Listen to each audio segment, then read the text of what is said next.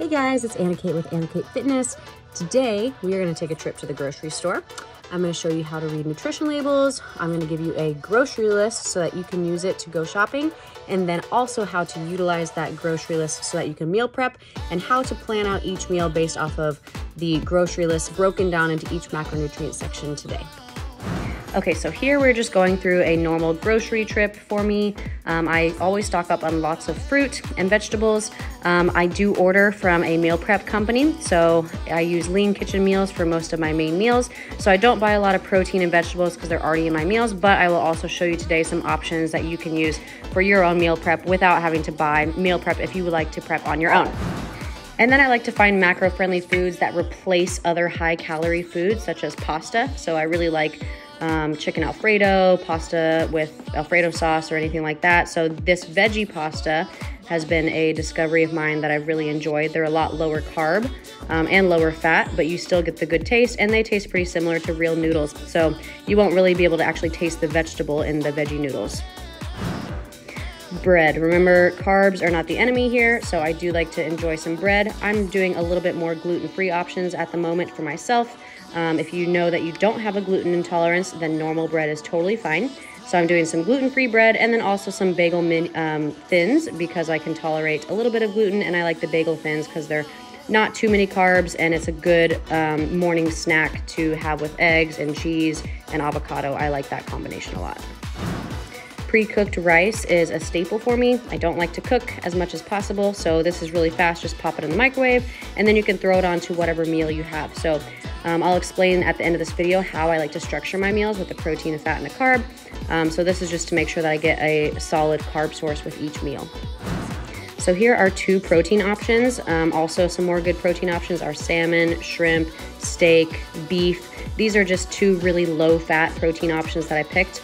A lot of times people struggle with going over the fat content that they're supposed to for the day.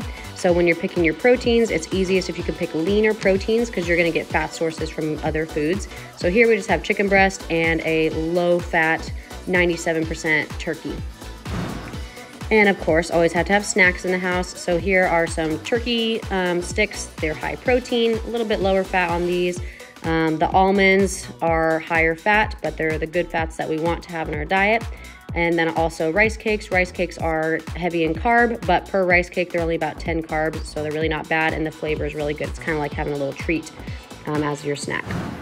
So at the end of the day, these meals could last you up to a week. Now, I did not buy the meat, so I didn't factor that into the total price of this, but my total food is about $120. So when you think about that for a whole week and you break it down per meal and per snack, you're gonna be saving money in the long run by doing that instead of eating out all the time. So it's definitely best to budget as best you can so you can try to eat healthy for the long term.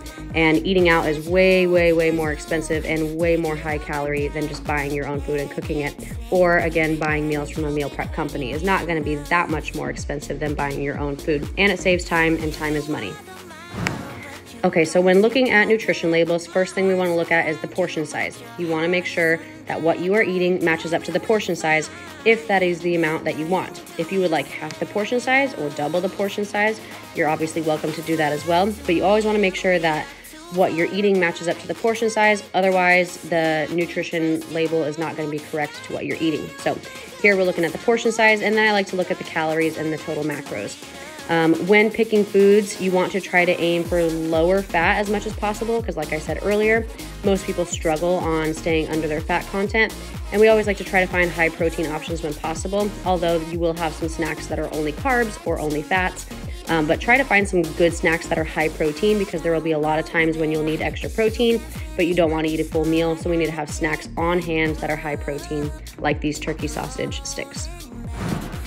The Greek yogurt here, I like Greek yogurt. It has a lot of good pro and prebiotics for you, for your gut, really healthy for you.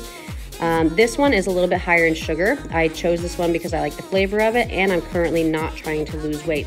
So if you were trying to lose weight and you want to cut down on the amount of carbs and sugar in your Greek yogurt, go for the non-fat Greek yogurt. If you don't like the taste of non-fat Greek yogurt, you can always add Mio. Mio is a 0-calorie sweetener that a lot of people put in their water, but you can also add it to the yogurt and it adds a nice flavor to it. You can also go for this one. It's just going to have a little bit higher carb and sugar counts, which for me at the moment, I'm totally fine with. Here is our veggie pasta macronutrients and calories. So as you can see, 22 carbs per serving, not bad at all. A normal bowl of chicken Alfredo would probably have at least 70 or 80 carbs in it, especially if you're eating out at a restaurant. So something like this is a really good alternative so that you can have your pasta at home and save on carbs and money. And last but not least, I always like to have some treats in my house. I try to keep them like individually packaged so that I don't go overboard on them, and also having some sugar-free options as well. So these Thin Mints, and I also got some gummies that are sugar-free, so they have a lower carb and lower sugar amount. They are made with artificial sweeteners, so if you tend to have gut issues, I would actually prefer that you take the real sweets instead of the sugar-free ones, because the sugar-free ones and the artificial sweeteners can affect your gut negatively. So if you have gut issues, maybe just go for the real thing, but just control your portion sizes a little bit better. So here's a grocery list that I send out to all my clients, broken down each food into each macronutrient category. So here we have our proteins, here we have our carbs, here we have our fats, and then off to the side, I also put fruits and vegetables, which are also carb heavy. So if you're eating fruits and vegetables, they're gonna have a lot of carbs in them, but we want carbs from fruits and vegetables. Again, they have good fiber amounts in them as well. So here's a good grocery list. Take a screenshot of it, print it, hang it up, and then bring it with you on your next grocery trip. When you are grocery shopping, I always recommend that you pick at least 2 or 3 items from each section. And then when you're meal prepping, make sure that you have 1 food item from each section into each meal. So that's a really easy way to break it down and how to structure your meals. Hope you guys enjoyed this video. Hope that it helped you with grocery shopping and learning how to read nutrition labels. Print out that grocery list so that you have it, and that will help you make meal prep simple and understand how to break down each meal and what you should have in each of your meals.